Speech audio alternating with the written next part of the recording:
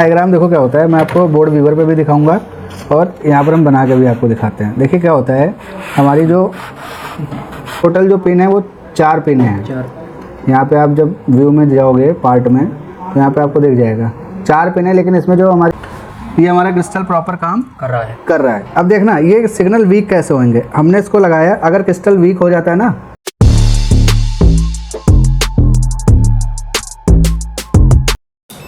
जैसा कि आज हम इस बोर्ड में, ये जो हमारे पास बोर्ड है, इस बोर्ड का मॉडल नंबर है R33।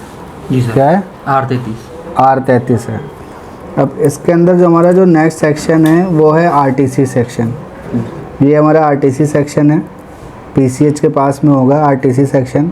ठीक है। RTC सेक्शन में किस तरह से ये सेक्शन होता है और किस तरह से ये बोर्ड से कनेक्ट होता है, PCH से कनेक्ट होता है और किस तरह से ये क्रिस्टल सिग्नल बनाता है, वो सारी चीज़ें हम चेक करेंगे विद DSO मशीन की हेल्प से। ठीक है। तो यहाँ पर सबसे पहले हमें इस सेक्शन को आइडेंटिफाई करना आना चाहिए। ये हमारा जो क्रिस्टल है 32.768 किलोहर्ट्ज़ का क्रिस्टल है। ठीक है। ठीक है।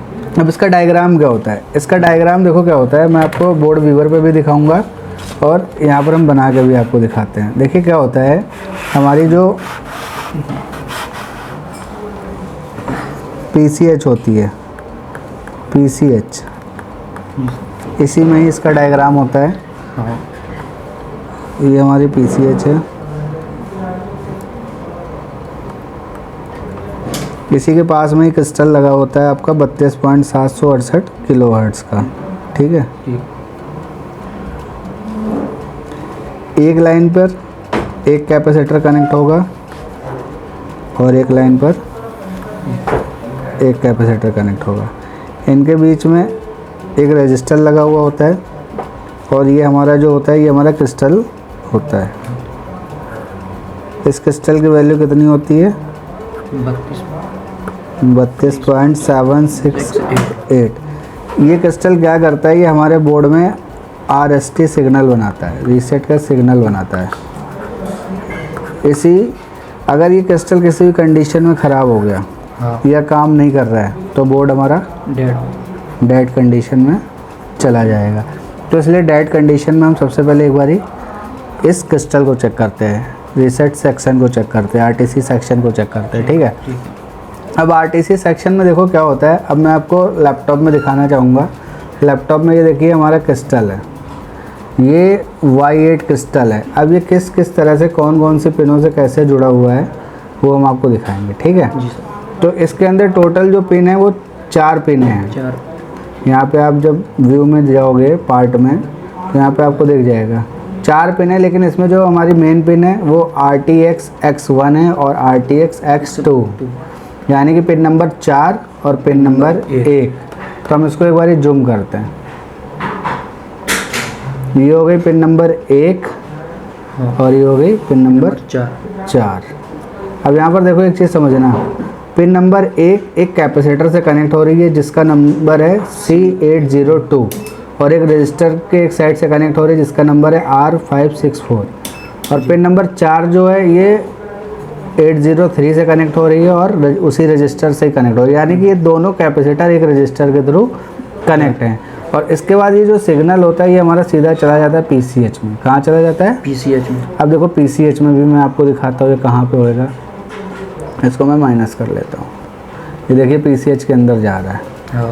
जा रहा है। तो इसी तरह से PCH को ये सिग्नल देता है। अब हम इसको बोर्ड में देखते हैं, इससे ये जो रजिस्टर यहाँ पर दिखा रखे हैं, ये जो यहाँ पर रजिस्टर दिखा रखा है, ये रजिस्टर इससे कनेक्ट हो रहा है या नहीं कनेक्ट हो रहा है। अब हम देखेंगे बोर्ड में। ठीक है। अब बोर्ड में चेक, तो देखो जैसे कि ये हमारी पिन नंबर 1 है, ये पिन नंबर 4 है, 802, जैसा कि हमने बोर्ड व्यूअर में देखा 802, ये यहाँ पर 802 लगा हुआ है और ये 803 है और इसके बीच में एक रजिस्टर लगा हुआ है जो है PR564, वो ये रहा।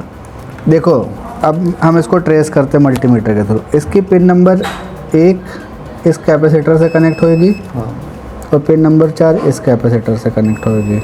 ठीक है। और ये दोनों कैपेसिटर एक रजिस्टर से कनेक्ट हो गए, यानी कि जो रजिस्टर है वो उसके सीरीज में लगा हुआ है। देखते हैं अभी, हाँ कनेक्ट है। और इसके बाद ये ट्रैक सीधा चला जाएगा आपका PCH के अंदर। अगर इस सेक्शन में किसी भी तरह की कोई भी दिक्कत आई और ये प्रॉपर सिग्नल नहीं बना रहा है तो बोर्ड पूरा हमारा डेड कंडीशन में होता है। फिर इस कंडीशन में हम इसका सिग्नल भी चेक करते हैं। सिग्नल अगर बैटरी लगी हुई है तो ये आरटीसी क्रिस्टल सिग्नल बनाएगा। तो सिग्नल हम जो चेक करते हैं वो डीएसओ मशीन के थ्रू चेक करेंगे। जी सर। डीएसओ मशीन भी है हमारे पास। हाँ। साथ साथ में हम चेक करते हैं, इसको देखते हैं। सीमोस बैटरी इसमें लगी हुई है। अब हम थोड़ा सा डीएसओ मशीन पे फोकस करेंगे। ये हमारी डीएसओ मशीन है, ठीक है। इसको हमने कैलिब्रेट कर रखा है प्रॉपर, ठीक है। अब हम इससे हम सिग्नल चेक करेंगे कि हमारा क्रिस्टल सिग्नल बना रहा है या नहीं बना रहा है। मशीन के अंदर देखिए क्या होता है, ये दो प्रोब है, एक ग्राउंड रहेगी और एक हमारी क्रिस्टल पर जाएगा, ठीक है। तो ग्राउंड वाली हम लगा देते हैं ग्राउंड पर।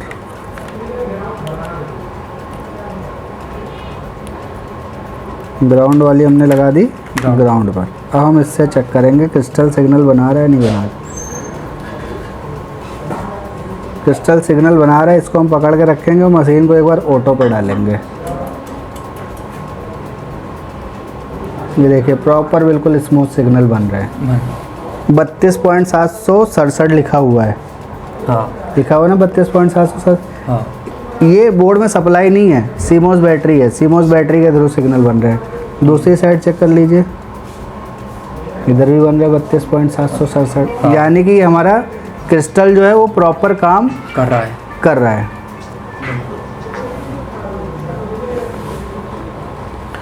ये हमारा क्रिस्टल प्रॉपर काम कर रहा है। अब देखना ये सिग्नल वीक कैसे होंगे। हमने इसको लगाया, अगर क्रिस्टल वीक हो जाता है ना, हाँ, तो ये देखना कैसे वीक होएगा। अभी इसको हमने बैटरी को निकाल दिया, ये सिग्नल हो जाएंगे ये।